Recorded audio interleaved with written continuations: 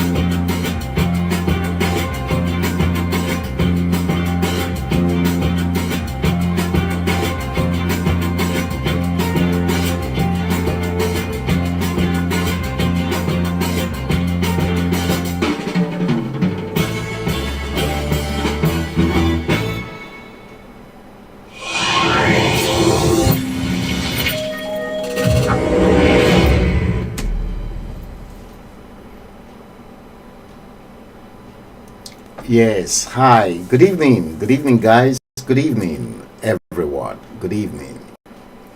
I hope I meet you all well, in top form, and in great spirit. Good evening. You're welcome back again. Today, Tuesday, the 10th day of December 2024.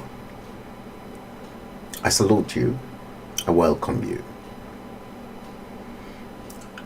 It's another great show that we want to talk about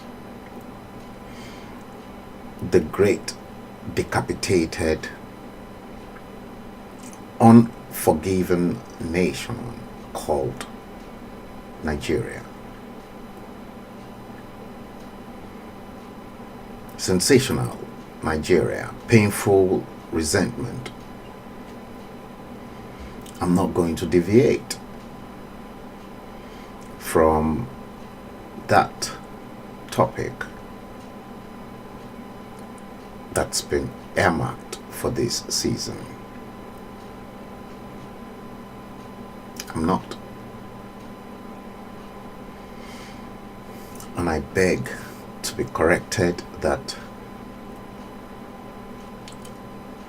Nigeria, location 9, is not decapitated.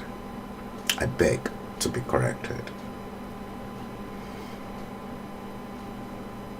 Nigeria is completely ruined, finished, and no one, I repeat, no politician in his or her right thinking mind can resuscitate that already decapitated country called Nigeria. I beg to be corrected. And I don't want anyone to please correct me. If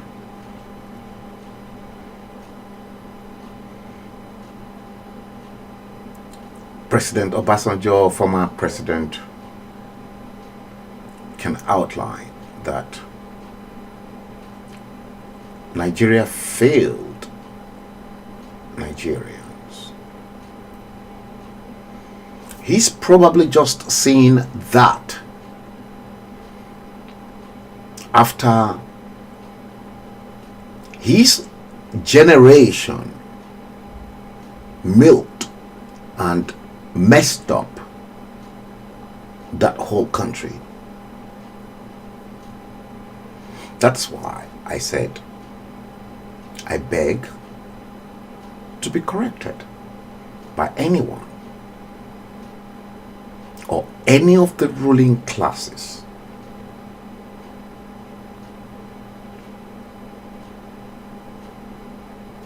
You see, it is so sad, very sad, sad indeed, that 64 years after independence from the United Kingdom,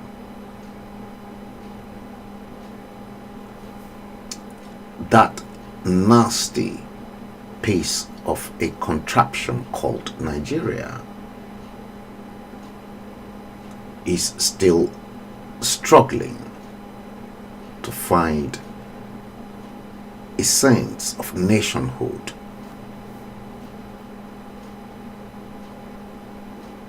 That's why I am vexed. That's why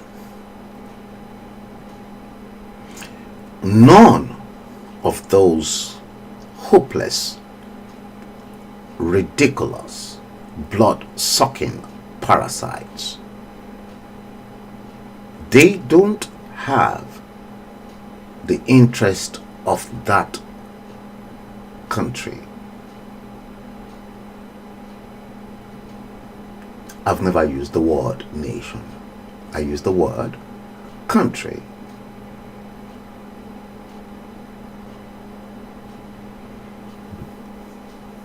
It is sad. And if you still think in your mind that Nigeria will be great tomorrow, I will indulge you to stop wasting your time. Stop wasting your time. If you still think that the 369 mysterious code, that spiritual energy that is all over Nigeria that many people were unable to see.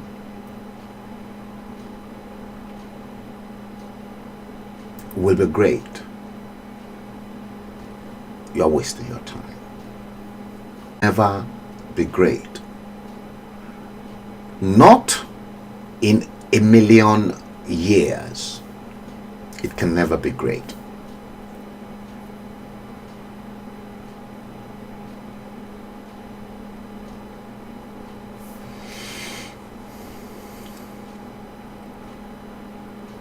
Let me play you this.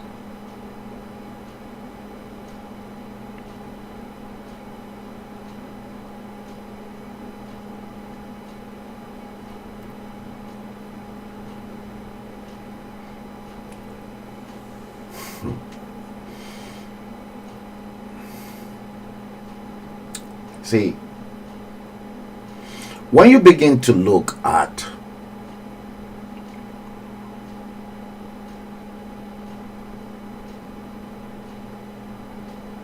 something like this, I used it in the last stream, and I'm still going to play it because it seems Nigerians needed to be reminded time after time, because you lot seem to forget things very easily.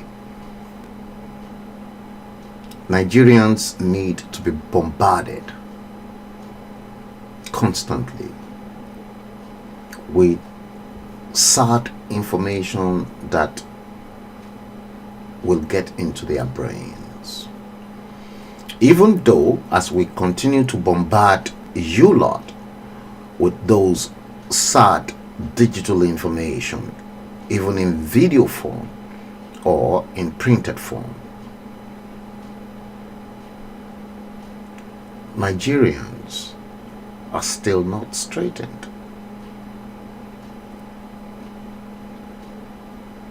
Watch this.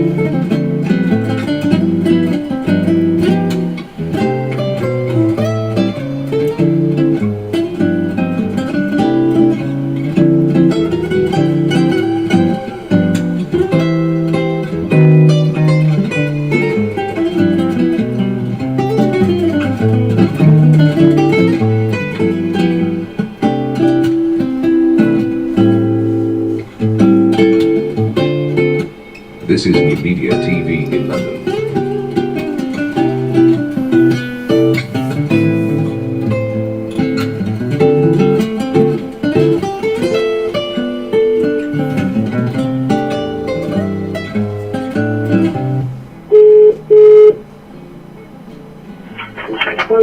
Yeah.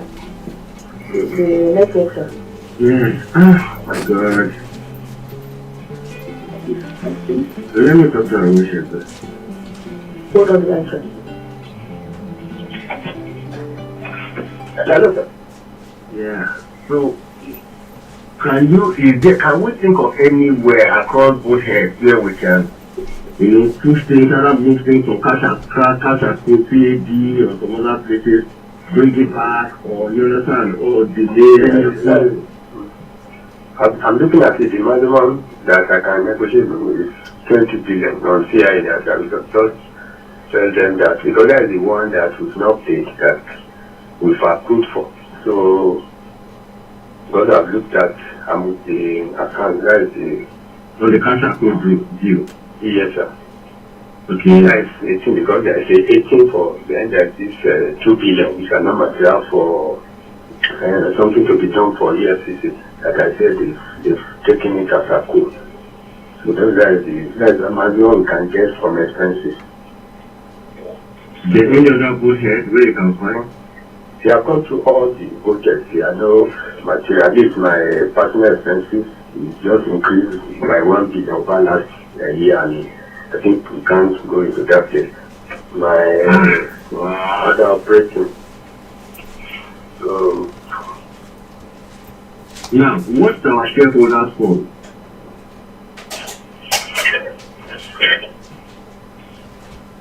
is 34. Yeah? 34 billion. 34. You can see if you take our shareholders for to make it, that's another problem. Wow. Hey. Where? Hello. You know, I'm with the DG and Lao KJ as well. Yeah, let me talk to the DG. Yeah, let me talk to the Okay. I didn't know they were there. Yes. Hello, sir. No, I didn't know you were there with 2KG. No, I'm there. We're here with them, you know.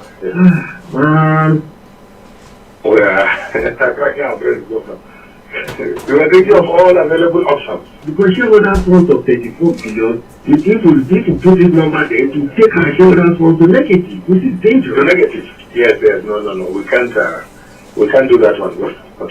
That would be dangerous. What do we do? The wild thought that came is that can we get the finance ministry to agree to take some of, even if it's just for the record.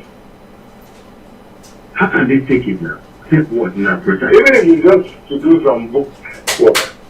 No, that will expose us to them.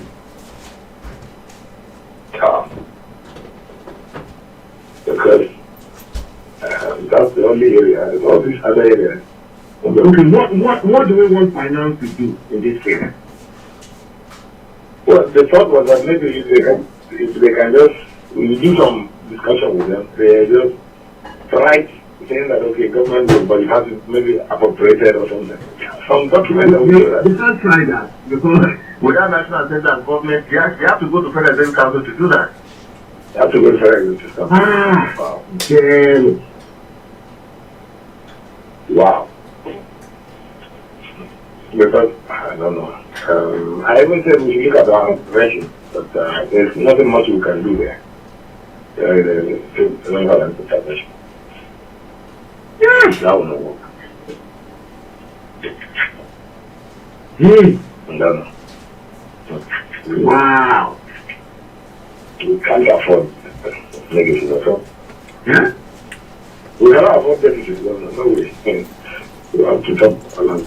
How do we get out of this issue?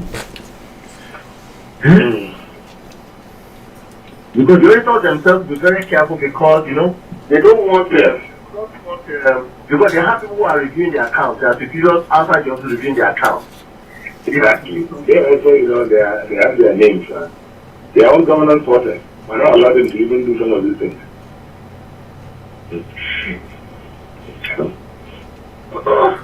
Wow. Tough one. Hold on for okay, Jada. Yeah. Yes.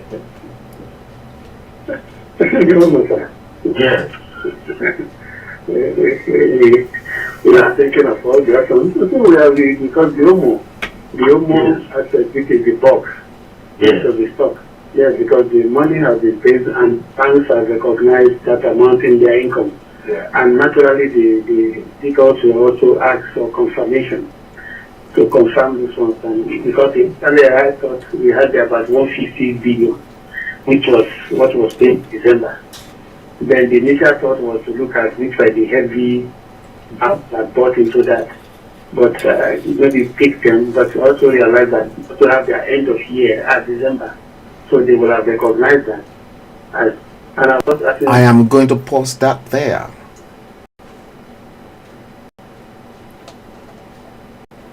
You see,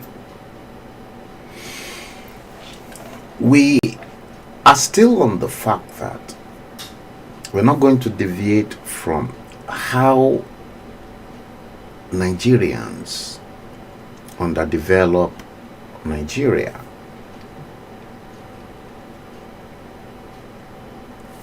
that underdevelopment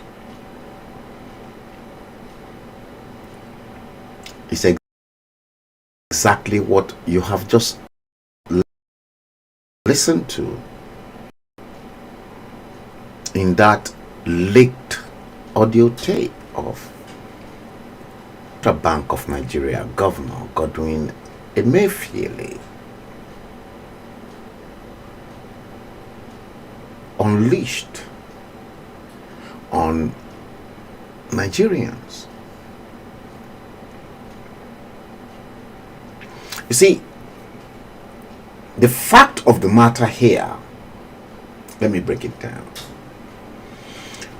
Because a handful of all these prodigal sons of Nigeria knew for a fact that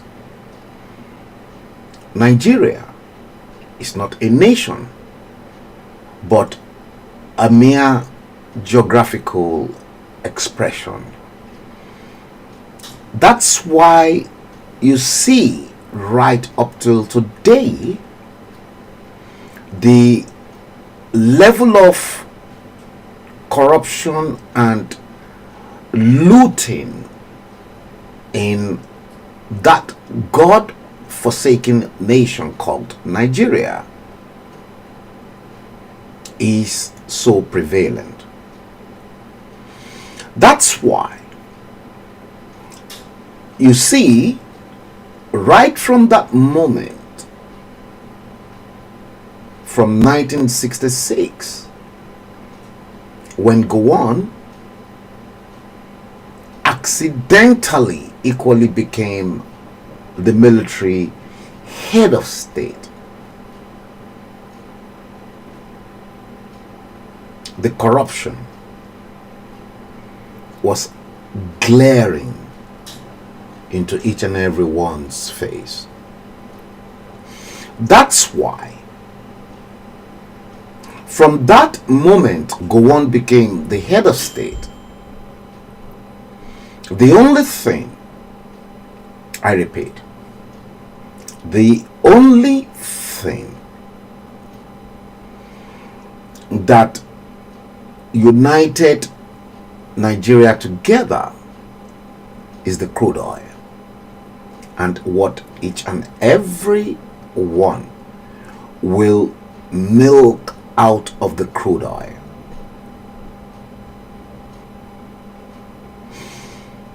What each and every one of them will milk out of the crude oil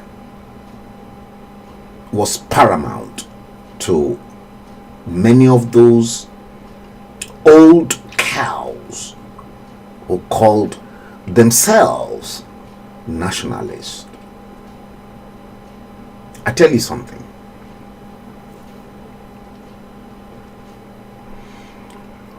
Gowon, Yakubu Gowon, initiated the peck of the $1 during his own time that goes with the office of being the head of state, and I beg to be corrected. So for each and every barrel of crude oil extracted in Nigeria on a daily basis, Gowon made it as a peck that goes with that office.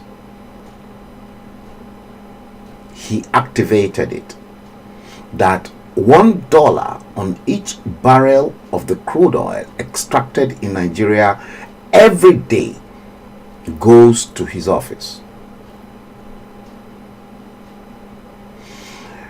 Subsequent heads of state received the same amount. The office of the petroleum minister got 50 cents.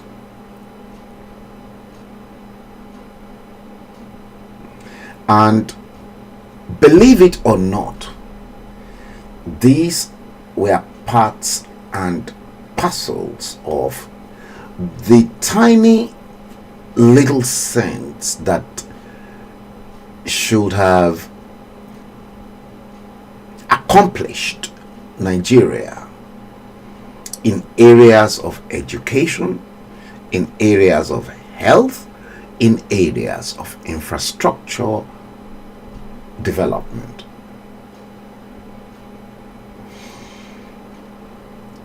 All the specs that goes with the office of the head of state and the petroleum minister should have been funds that should have developed human capital developments in Nigeria. Now, picture it this way. The late Chief Obafemi Awolowo advised Gowon, and Gowon will never deny the fact that the late Chief Obafemi Awolowo never advised him to educate the Nigerian children. You see, those children, when Gowon was a military junta at the time, who made it known to the world that the problem of Nigeria is not money but how to spend it. I would have thought Gowon should have listened to somebody like Chief Obafemi Awolowo, who had the foresight to now say to him, educate the Nigerian children.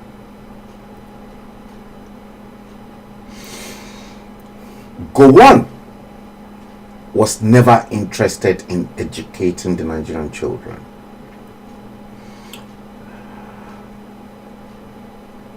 Murtala Muhammad came on a short period of time, 6 months.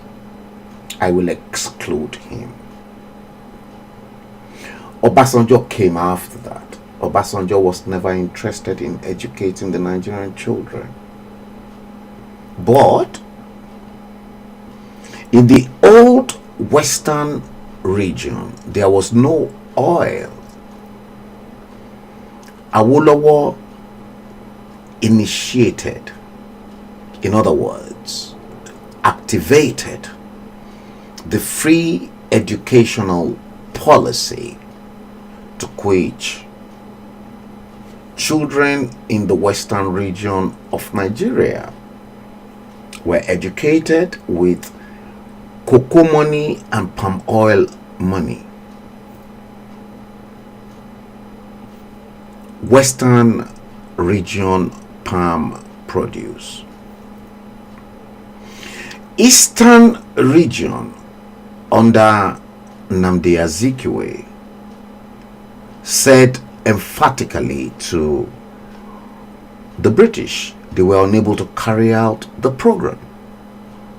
Sardauna of Sokoto, Ahmadu Bello, said to the British they were unable to carry that program. What then made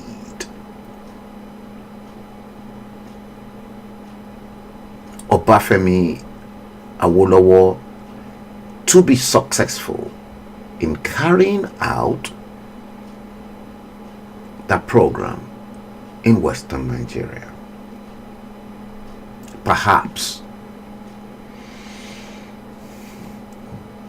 many of you probably did not realize the fact that the Western region under the late Chief Obafemi Awolowo had the second best civil service within the Commonwealth realm at the time.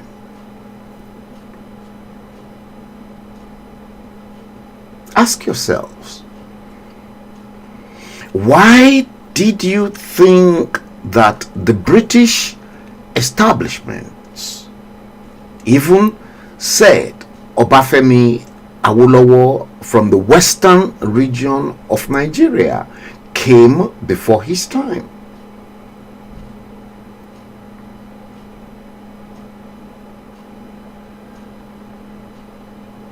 How Nigerians underdevelop Nigeria? It's a simple answer: greed.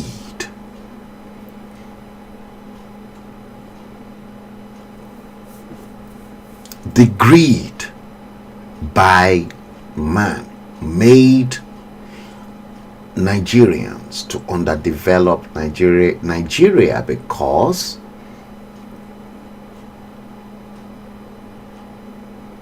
the template, I repeat, the template Gowon laid from 1966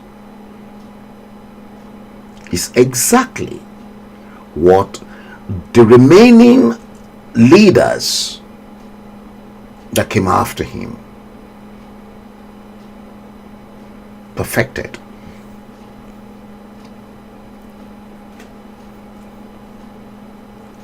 Minus Murtala Ramat Mohammed. Olusegun Obasanjo between 1976 and 1979 perfected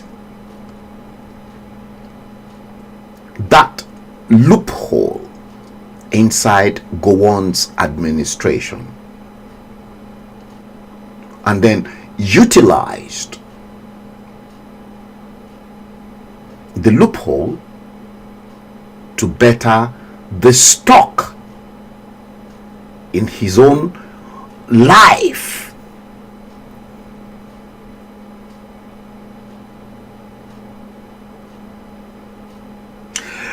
Administration of Shehu Shagari came in 1979. The likes of Adisa Akinloye, Chief Mrs. Ebon Yagbola, Joseph Wires, Umaru Diko,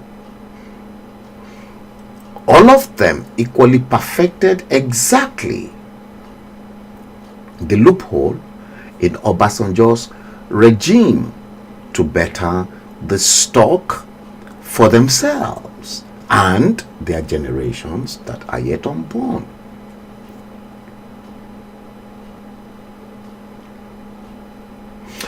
Muhammadu Buhari, Idiagbo came in, maybe a little bit of respite with some loophole, but that administration was quickly toppled by Ibrahim Babangida.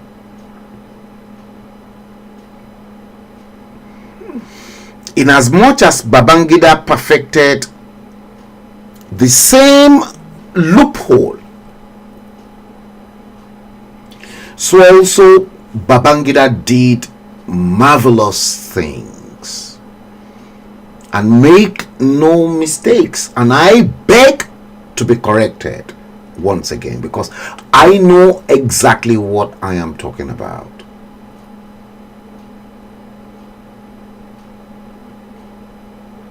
Babangida probably is the only head of state,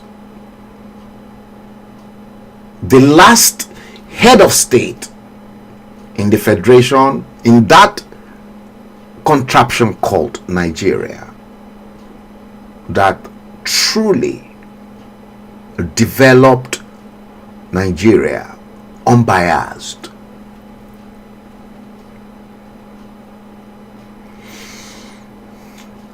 It is not that Babangida was perfect when he was a military junta as well. He wasn't perfect. There are many loopholes.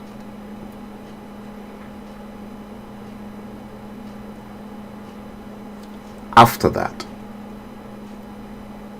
the instructions from his boss, Babangida's boss, Olusegun Obasanjo, after June 12, not to hand over power to a womanizer. I investigated that. I spent my own money during that process of investigation. And nobody, and I know a handful of people that will testify that I used my own personal money to investigate June 12, in as much as I'm not really an admirer or a freak of MKO Abiola, because MKO Abiola was parts and parcels of the pain Nigerians are having to go through today.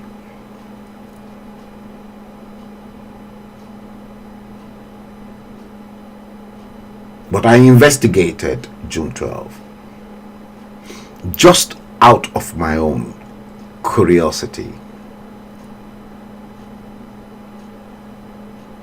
And I got all the answers.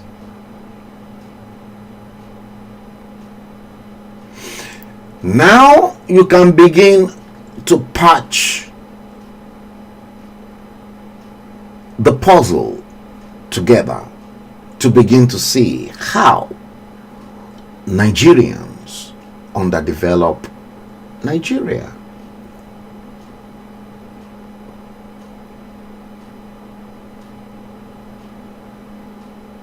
Shonekon came, short-lived.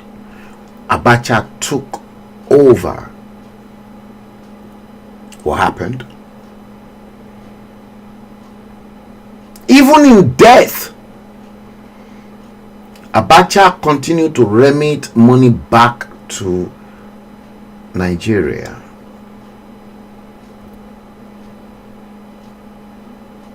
Even in death.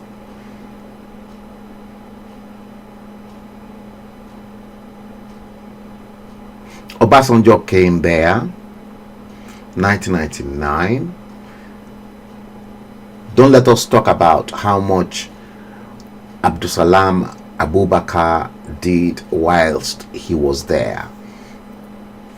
Everyone that gets to that position as head of state, it is what they want to chop and what they want to leave behind for their offsprings.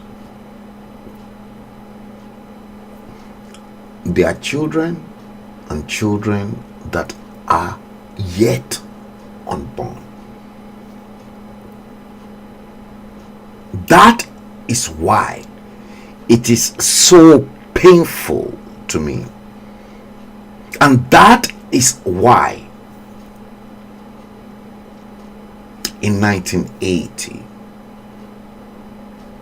my late father called me, who served Nigeria from the colonial days in the 50s.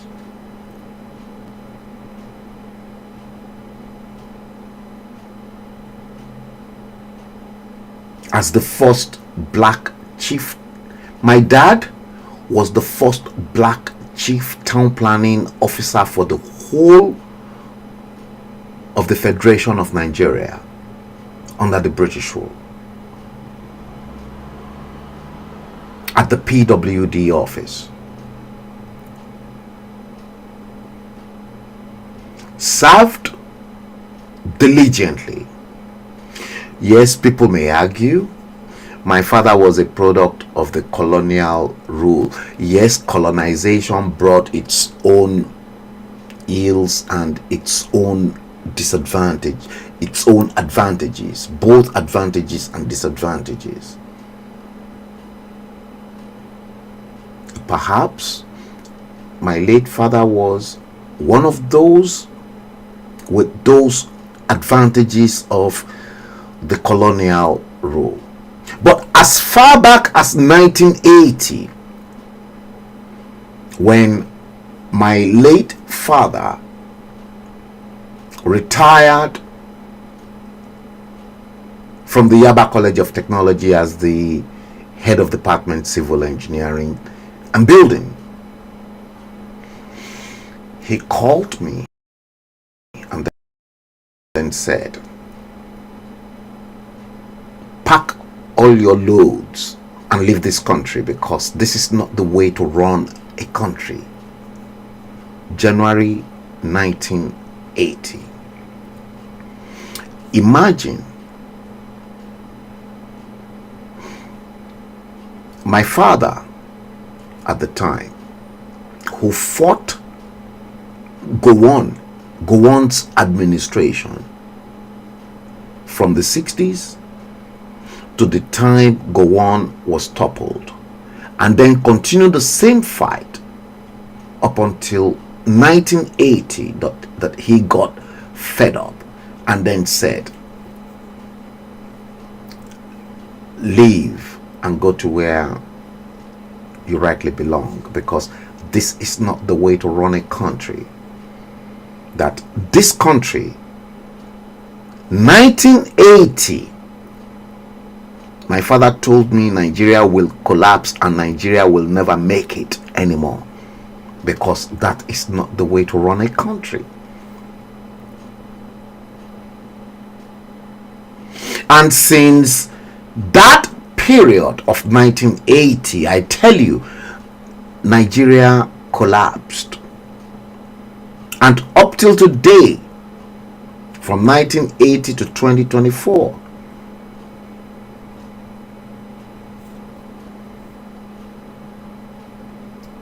Nigeria refused to make it. Why? Because of corruption.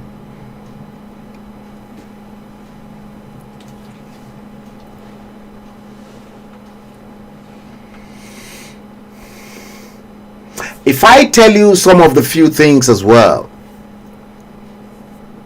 whilst ZAB was at the PWD office, he was, if my father was corrupt at the time, he probably would have enriched himself even beyond any reasonable doubt. Obasanjo, Gowon, all of them will not be able to stand him. I tell you what, Jakonde's father, Baba, let me put it this way, Baba to be Latif Jakonde, Jakonde's father, not Jakonde the governor, but his own father. Jakonde's father was my dad's messenger at the PWD office, the town planning office in Ikeja. And 6 o'clock in the morning, Jakonde's father will report to number 1 Akindelu Street, Ikate, my dad's first house he built in Nigeria.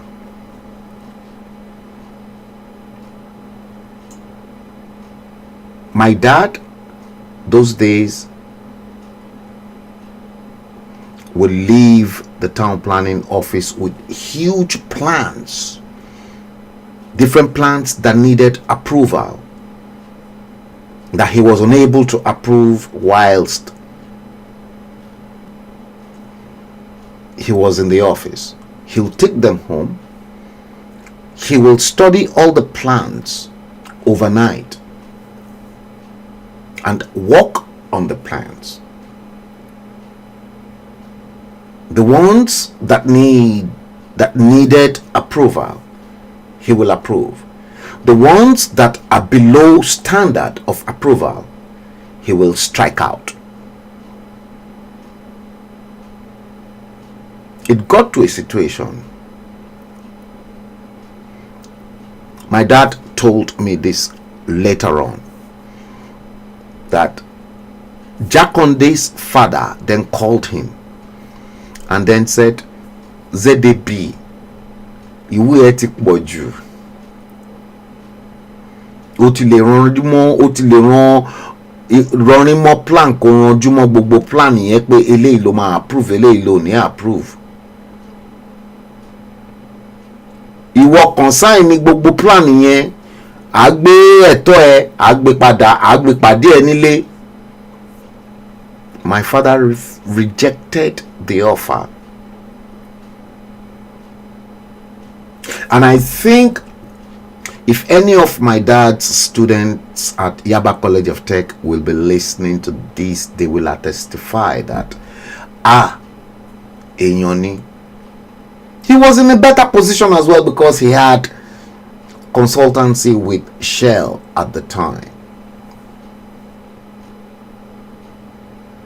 Opportunities upon opportunities, but ZDB was never a greedy human being.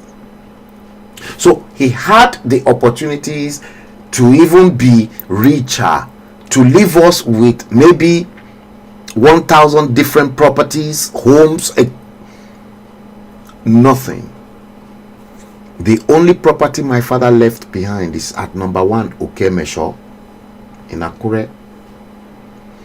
He promised, he said, money, wealth, I will never leave for you, but what I owe each and every one of you as my children, I will give education. And that education is exactly what sustained every one of us.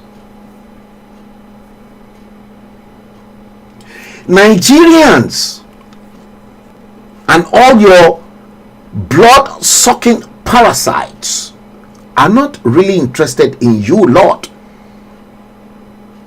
They are only interested in their pockets. Gowon was interested in his own pocket. Obasanjo was interested in his own pockets. All your leaders were all interested in their pockets.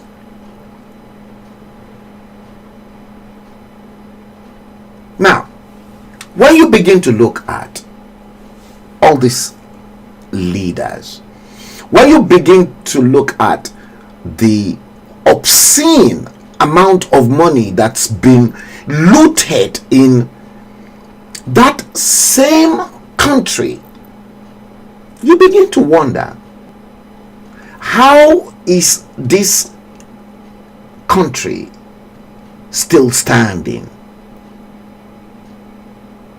You begin to wonder how Nigeria is still standing. Now, look at this.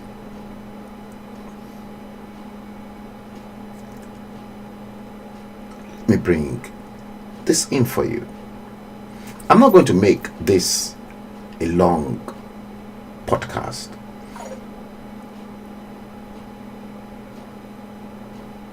When you begin to look at things like this, look at this.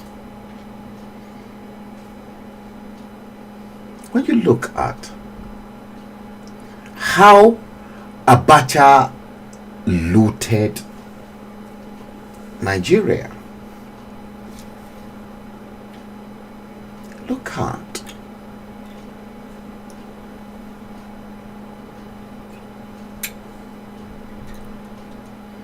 at that.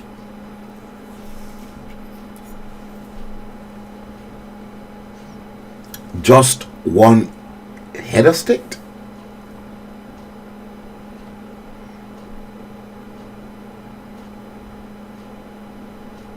Look at.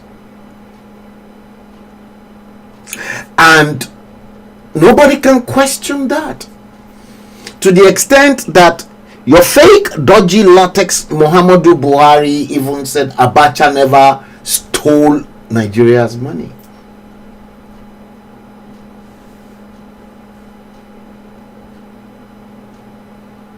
Isn't that shameful?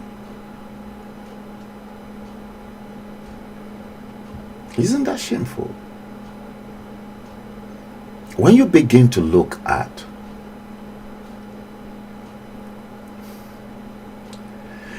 images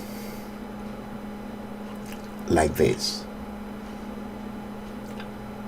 and if I begin to recap,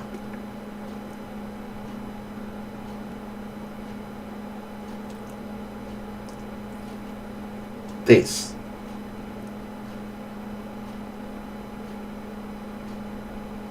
if I begin to recap something like this,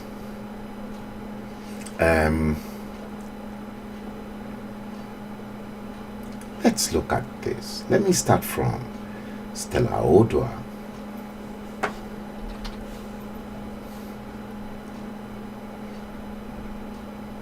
If I look at images like this,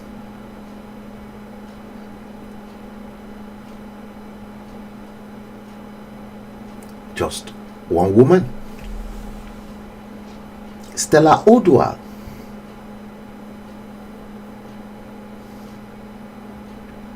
looted 3.6 billion naira as aviation minister under Goodluck Ebele Jonathan. Just one woman.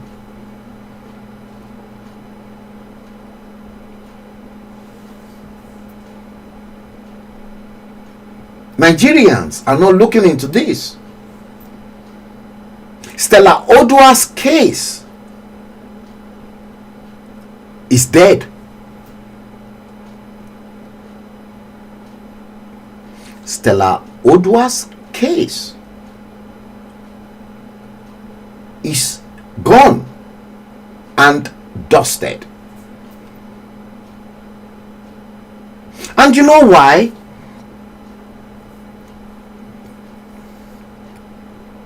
Because Stella Odua was lucky enough to be shagging Goodluck Ebele Jonathan alongside with Dinziani Alison Madueke and Dame Patience Jonathan.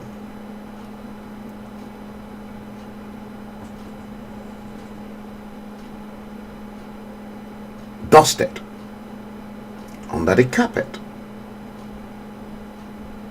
How can one woman loot 3.6 billion naira of aviation, Ministry of Aviation money,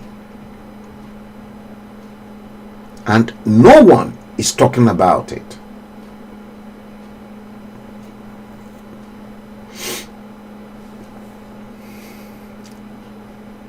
It is sad how Nigerians, underdeveloped Nigeria,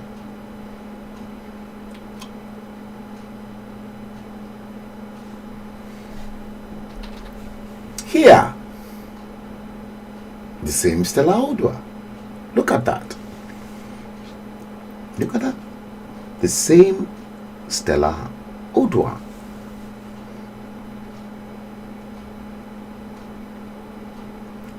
The same Stella Odua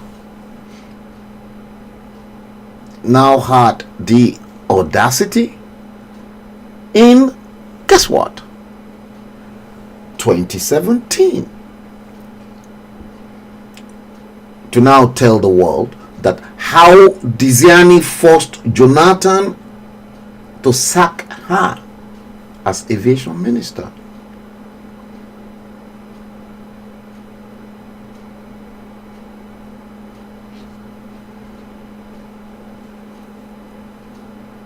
I'm coming. I can see your comment, Anibolaji.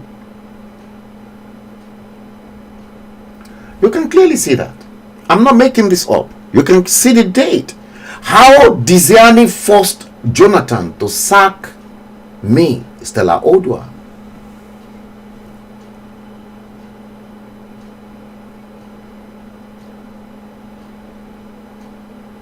And the same Diziani Alison Madweke, make no mistakes. The same Diziani Alison Madweke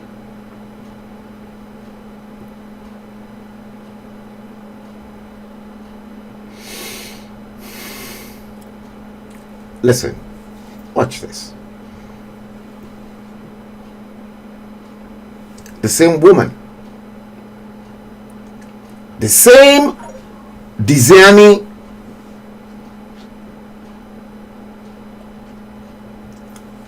looted 90 billion US dollars.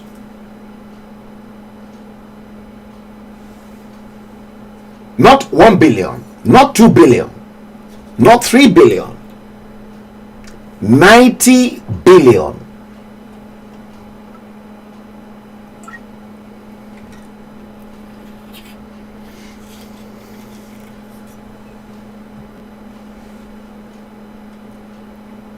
How Diziani looted 90 billion? Let me give you an indication of how 1 billion US dollars looks like. I'll show you a picture of how 1 billion US dollars looks like. I think I have it somewhere here. I'm trying to look for it. Let me look for it. I think it should be right at the top, actually. $1 billion.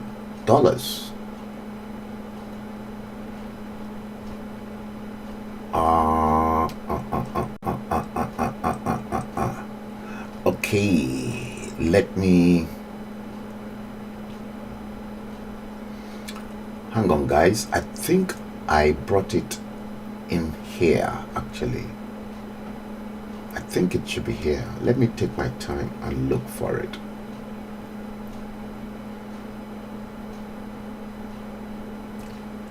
If I am not mistaken. Okay, let me look for it. Let me try and for it.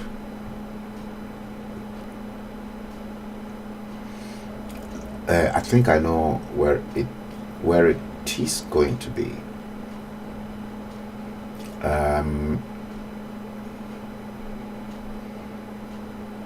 1 minute.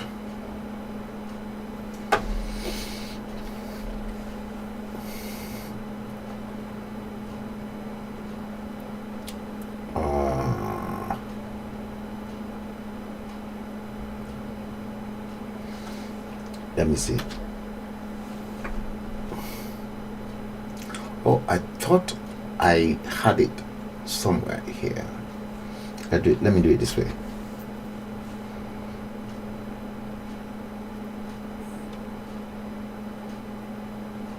Oh no. What have I done? What have I done? I thought I've got it in here. I think I should actually.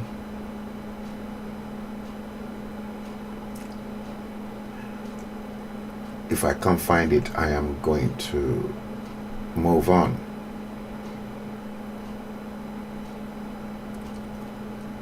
Just to give you a mental picture of how 1 billion US dollars looks like.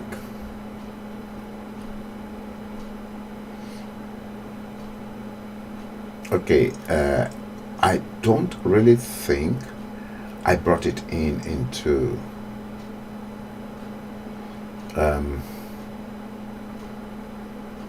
yeah, it is here. I got it now. Now look at it. It is actually in the studio. Actually, I was just a little bit in a hurry. Guys, look at this is 1 billion. This is how 1 billion US dollars looks like. Look at it.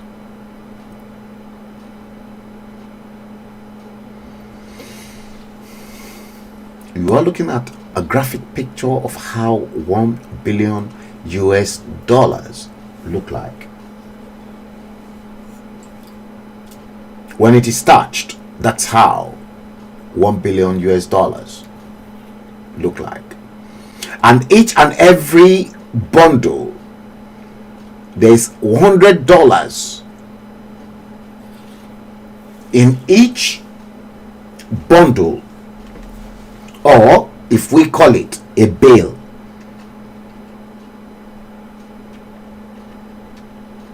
So in each bale or bundle of $100 in there, one bundle gives you $100,000.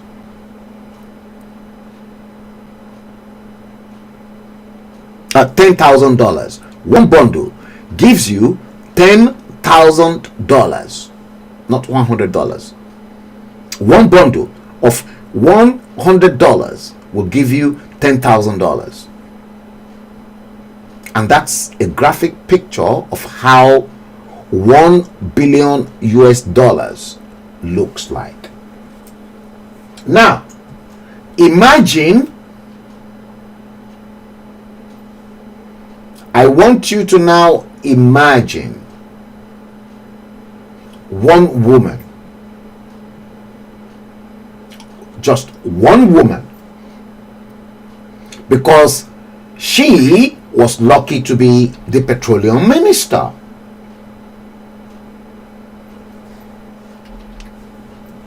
Lucky to be petroleum minister, and she looted 90 billion.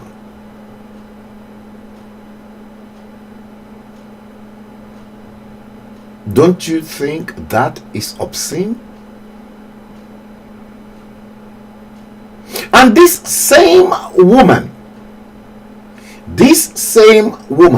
Dinziani, look at some of the things she acquired herself.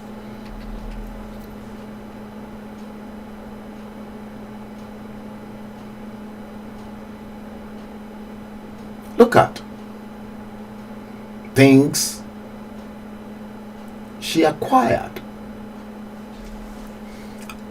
as petroleum minister. Look at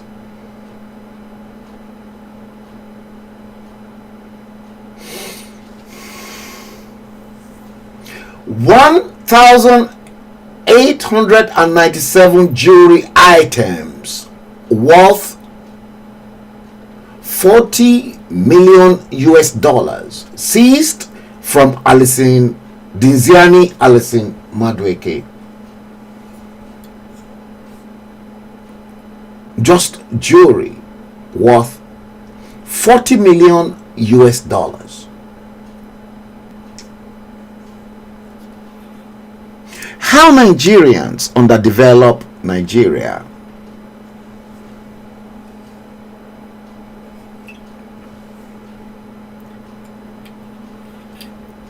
$315 rings, expensive ones.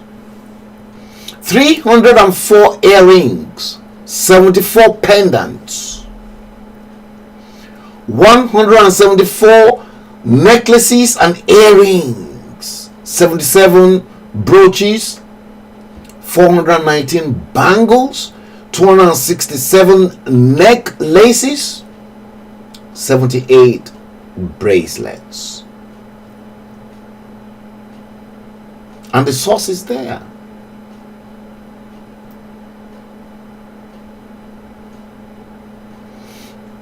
And at the top,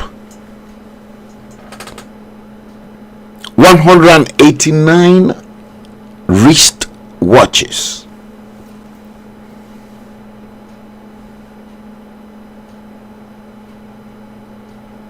How Nigerians underdevelop Nigeria.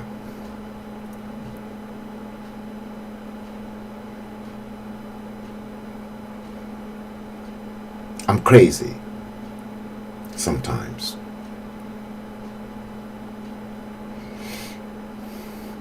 When I begin to see things like this,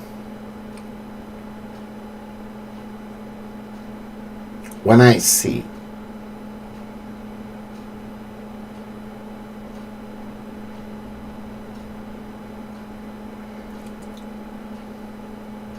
Andrew Yakubu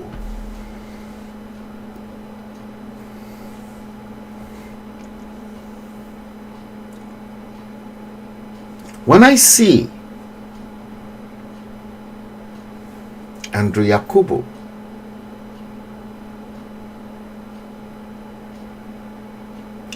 who will come out to now say to you openly that 9.8 billion US dollars is a gift from friends.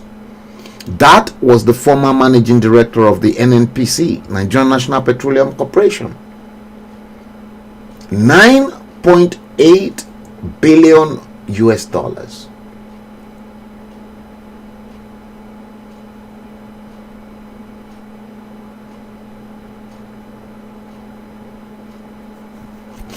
And I'm not making this up. Daily Times, Thursday, 9th July 2020.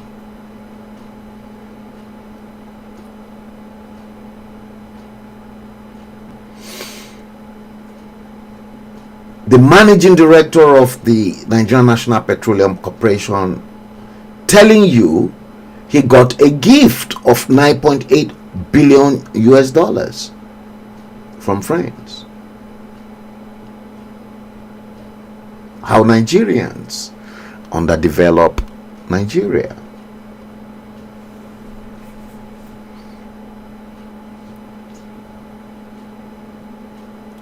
We've not even gone into the issue of Nasiru El Rufai and Yaya Bello and many of your state governors. Into that yet.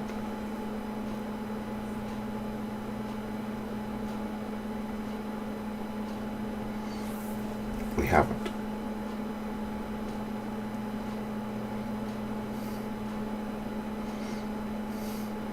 Sick and tired.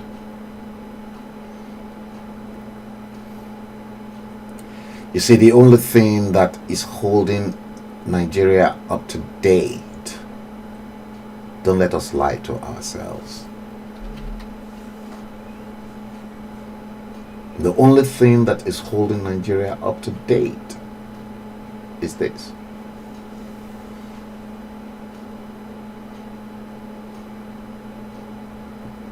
Crude oil.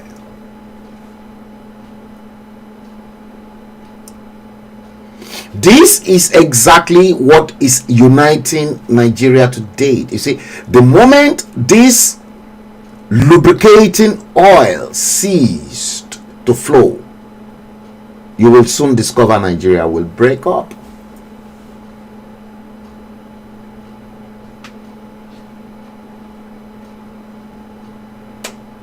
This is the problem. That's why I politely asked, is crude oil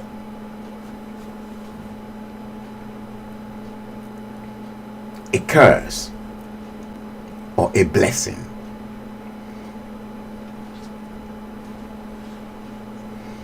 Is crude oil a curse or a blessing? Yeti Queen, I'm still coming back to you on this show later on, I listened to something that is very, very disturbing on social media regarding you.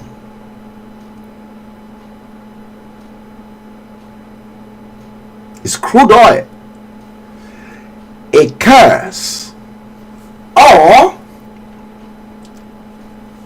a blessing to Nigeria? I've been asking this question since 1999. No one has been able to provide me with a credible answer. In fact, despite the fact that there was no social media and we have to crack our brain to write articles and the rest of it. Crude oil, is it a curse or a blessing? I know the answer. And I will tell you, like I argued, crude oil is a curse on Nigeria.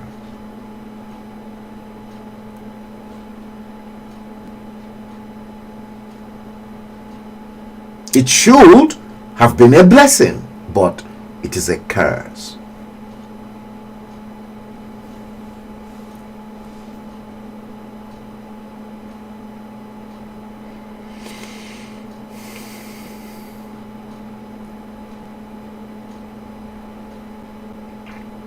See,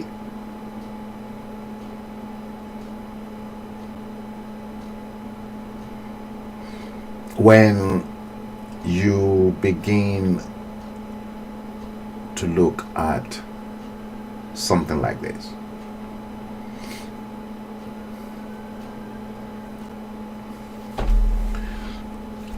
crude oil is a curse.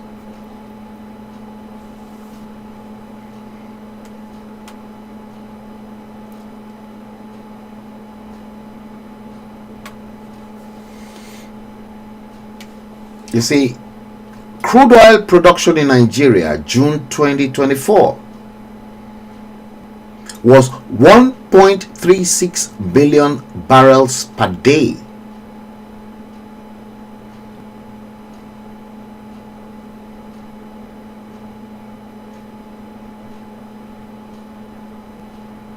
You see,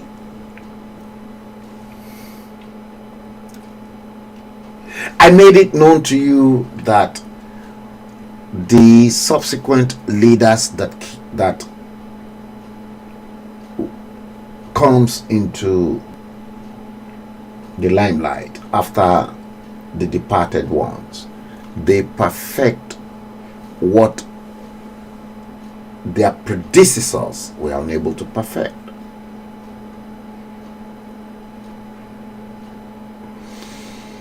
When Olusegun Obasanjo became president in 1999, Obasanjo increased the $1 that the office of the president usually enjoy on each barrel of crude oil extracted in Nigeria every day to $2 per barrel. And when you look at those moments, Obasanjo was president from 1999 to 2007. He never had Minister of Petroleum. So he was double acting as the president and the Minister of Petroleum. The 50 cents from the oil that goes to the Minister of Petroleum, Obasanjo increased that to $1. So every day for 8 years that Obasanjo was president, Obasanjo was making $3 every day from the sale of the Nigerian crude. And that was why Obasanjo promised he will level OD. And he did. Now, Tinubu equally got there. Mind you, Buhari with the fake dodgy latex one, they knew the game they played. But Bola Tinubu equally got there. Bola Tinubu is equally double acting as the president and minister of petroleum. So he's now making the same $3 Obasanjo made between 1999 to 2007. And nobody can stop him. And these are part of the reasons why Nigerians underdevelop Nigeria.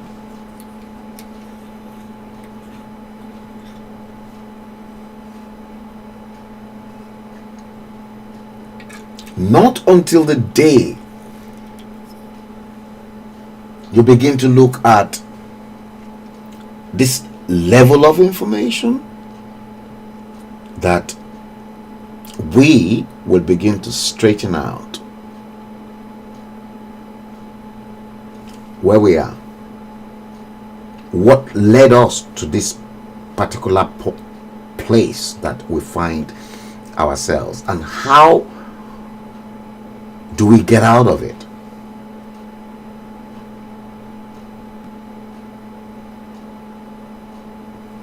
Do you blame Bola Ahmed Tinubu?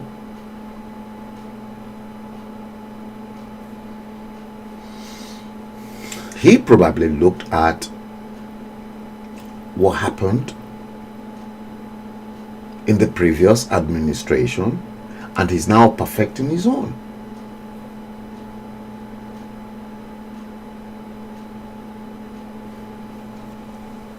Now, do you blame him? No, I won't blame him.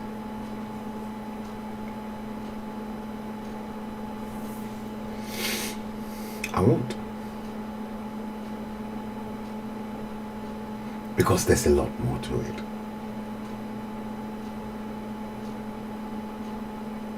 There's a lot more to it. Let me show you this. And then we will bring the stream to an end, and we will probably, let me show you two more of these slides. Let me see. Yeah, 3 more of these slides. You don't know what is at stake.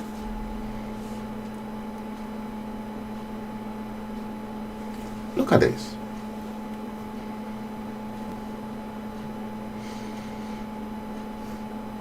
The total amount of the barrel of crude oil extracted in Nigeria at that particular moment, 1,036,000 multiplied by 7 days per week, based on 7 days.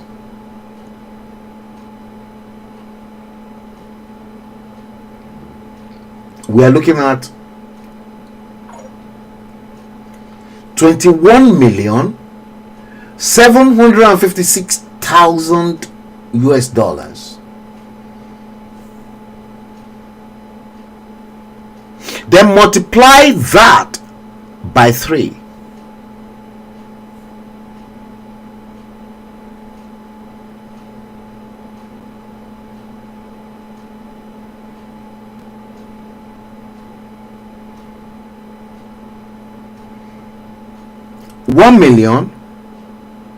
and 36,000 barrels per day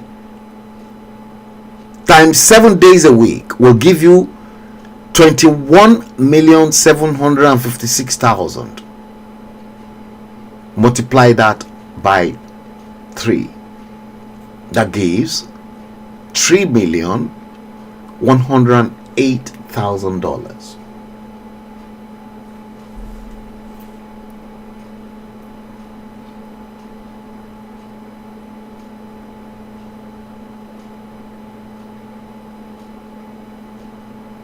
Let me bring in the second one so that you can see. We're working with sums.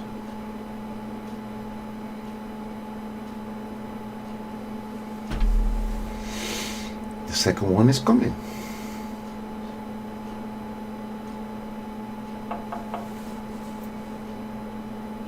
And here we are.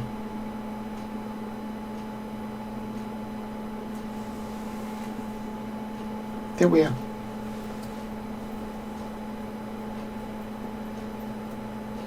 $1,036,000 times 52 weeks.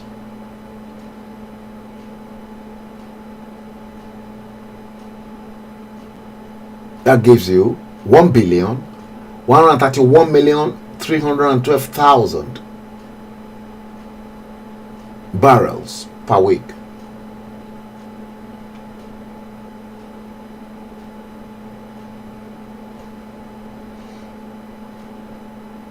Times 52. Bola Tinubu is making 21,756,000.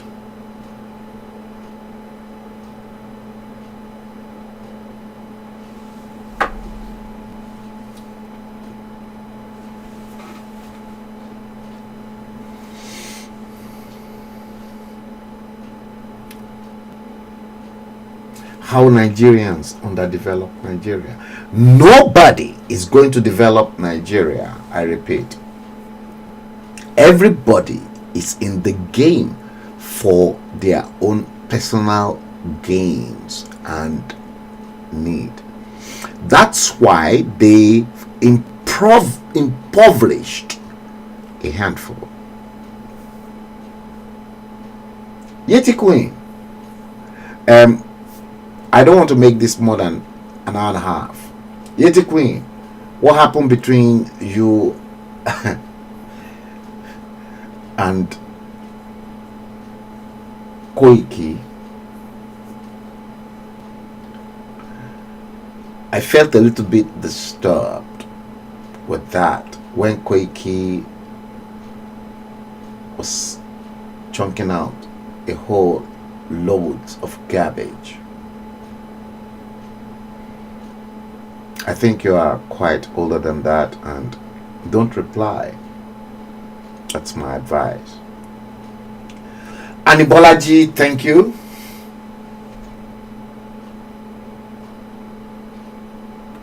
Ife Ikem Wobodo, thank you. Wasiu Babatunde Ajani, thank you.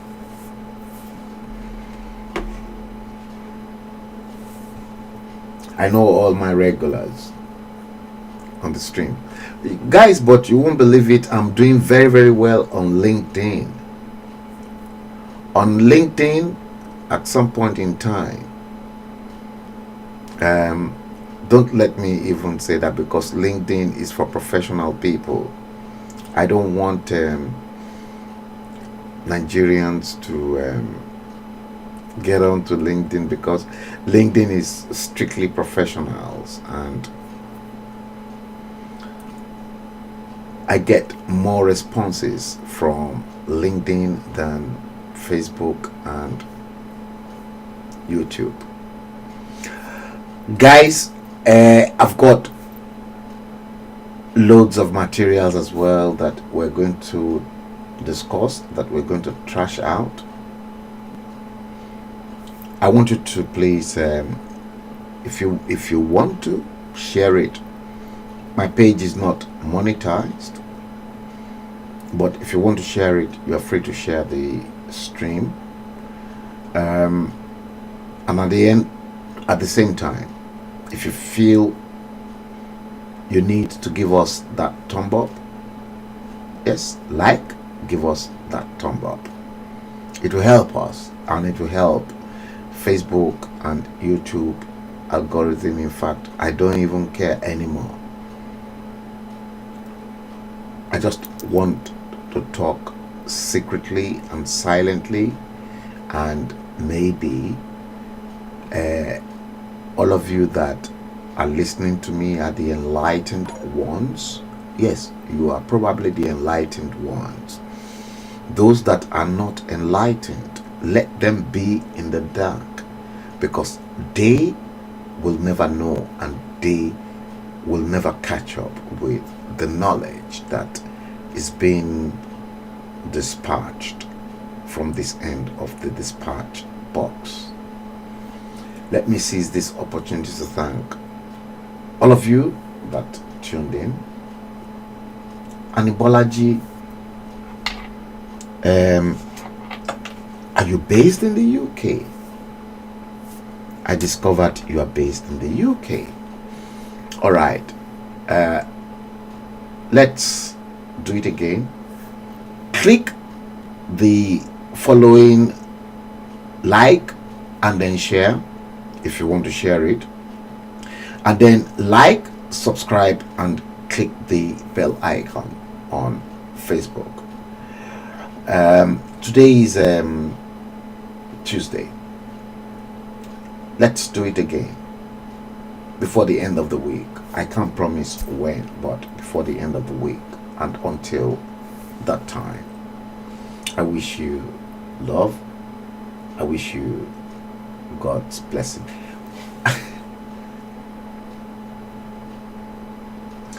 Okay, Yeti Queen, let me post your comment. Okay, let me seize the opportunity to post a few comments. Annie Bolaji, you home? First of all, let's post your comment. You home? And again, you said, it is very sad and unbelievable. And again, you said, history will surely judge them all. Yeti Queen, you said, everybody's sick and tired for real. And again, Yeti Queen, it isn't a curse.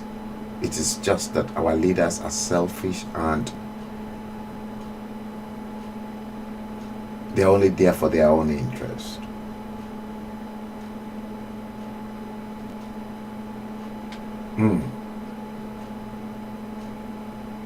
Let's meet on the next stream, hopefully before the end of this week. Follow and let me know, so that at least whichever of the pages you want to follow us from, YouTube and the rest of it, my personal, I know my LinkedIn is doing exceedingly well. It is not monetized, but because LinkedIn is only professional, and you know, it is fine. So until next time, I wish you love and I wish you happiness, and I hope to see you next time. Take good care of yourselves, and until next time, God bless you. Good night. NuMedia TV. Beyond the headlines. News in its purest form.